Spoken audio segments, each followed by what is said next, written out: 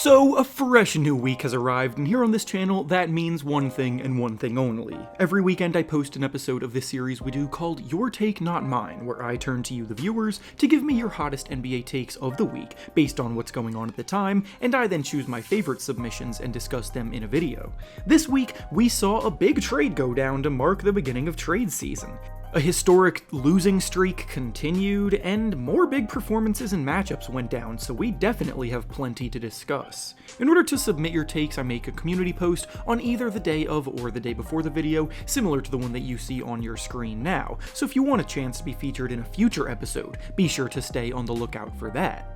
Before we start though, I want to thank PrizePicks for sponsoring today's video. PrizePicks is a skill-based, real-money daily fantasy sports game where you select 2 to 6 players and guess if they will hit more or less than their projection, and if you get it right, you can win up to 25 times your original entry.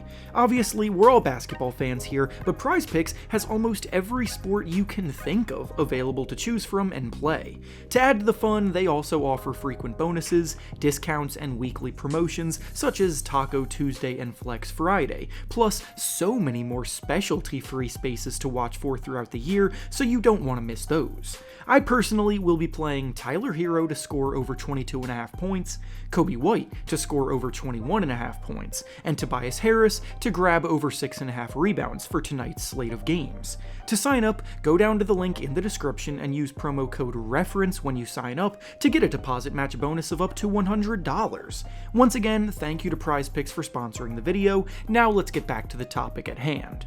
The first take we'll be discussing today comes to us from Sheagle, and they say that the Knicks made a big mistake going through with the OG Anunoby trade because they gave up too much for him. So of course, the big news of the weekend is that one of the players who has been in trade rumors and reportedly on the trade block for months now, OG Anunoby, has finally been traded, as he is now off to the Big Apple to become the newest member of the New York Knicks. The full trade details are that the Knicks are receiving OG Anunoby, Malachi Flynn, and Precious Achiuwa in exchange for RJ Barrett, Emmanuel Quickley, and a second-round pick. There was a feeling that the Knicks would end up making a trade at some point based on how often they popped up on the rumor mill, so here they are going after a guy that they feel fits better into their lineup with the talent that they have, and in that regard, I definitely do agree. The Knicks have Jalen Brunson and Julius Randle leading the way, and both of them are high-volume scorers who take a lot of shots throughout the game. So having RJ Barrett out there alongside them not only felt redundant, but his presence in some instances held them back, because Barrett is also a score-first player by nature who likes to attack with the ball in his hands. Anunoby may not be as good of a scorer in a vacuum, but he is a better perimeter shooter than Barrett, and the fact that he's one of the best perimeter defenders in the whole league was the biggest reason that the Knicks wanted him. That's the good news for the Knicks. Referring back to the original take though, this really does feel like the Knicks overpaid to get Anunoby given the full context. Anunoby is on an expiring contract, and from everything that I've read about the situation, he wants a max contract or something close to it for his next deal.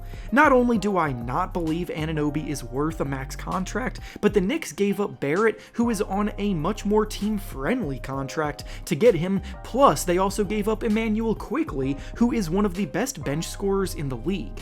I could easily see Quickley breaking out into a 20-plus point per game scorer in Toronto now. All in all, the Raptors got a very strong haul for a player that was on an expiring contract, and the Knicks got a guy who fits well, but requires a contract extension that could cripple them down the line in order to keep him in town long term. And I'm not even completely sold on the idea of the Knicks being that much better after the fact. They may have gotten marginally better, but not without a cost. The next take we'll be discussing today comes to us from Slim, and he says that the Pistons are actually a lot better than what their record shows, and now their losing streak is being extended so dramatically because teams are going extra hard against them to avoid embarrassment. While all of that may be true, unfortunately the only thing that really matters at the end of the day is wins and losses. The Pistons certainly didn't enter the season expecting to be at the bottom of the standings again, and they sure as hell didn't expect to be making history as the biggest losers the league has ever seen, but that's exactly what's happening. So if you want those narratives to end, then they need to prove it on the court. It's hard not to feel some sympathy for this group, because losing to this degree can absolutely be demoralizing, but at the same time, they have been doing so many things wrong in this span, and their talent top to bottom just is not good enough. If you've been watching some of their most recent games, you'll definitely see a group that has been competing hard down the wire, but when crunch time hits, they implode time and time again and have squandered winnable games.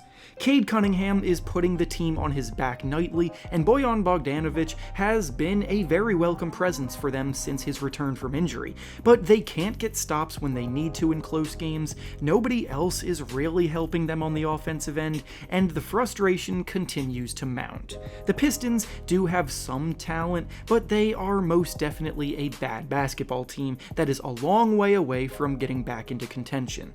I actually made an entire video on their situation that I posted a few days ago, so if you want to hear my full thoughts on this subject, I implore you to go watch that. And finally, the last take we'll be discussing today comes to us from User, and he says that Ja Morant is going to get the Grizzlies back to being a top seed in the West before the season ends. It's basically been a tale of two seasons for Memphis this year, experiencing the lowest of lows, followed by the current resurgence that is underway. Ja Morant was, as you all know, suspended for the first 25 games of the season this year, and in those 25 games, the Grizzlies were an awful basketball team. They won just 6 of those 25 games, sitting near the very bottom of the standings, digging themselves just about as big of a hole as possible for Morant to try to rescue them from. Immediately upon return, Morant hit a game winner in his first game back against the Pelicans, and the positive vibes returned instantly. The Grizzlies have won 4 of their last 6 games now, playing much more like the team that had been a lock for the playoffs the last 2 years, so now the question obviously becomes whether or not they're actually capable of digging themselves out of this massive hole. With Ja Morant on the court, the Grizzlies are a massive 9.3 points better per 100 possessions, so the fact of the matter is they need him at his best to have any chance. What makes me hesitant to fully buy into their resurgence at the top of the West, though, is that in total, the Grizzlies still haven't really been producing like a top team even in their wins lately, because since Morant has come back to the team from suspension, the Grizzlies have still ranked in the bottom 5 of the league offensively and in the middle of the pack defensively in that span. I could maybe see them squeaking into the play-in tournament, but the lengths to which the original take believes in them is too far-fetched. And with that being said, that's all I have for you today. Make sure to like the video, subscribe to the channel, and comment down below what you think about the takes discussed. Thanks for watching, and I'll see you all next time.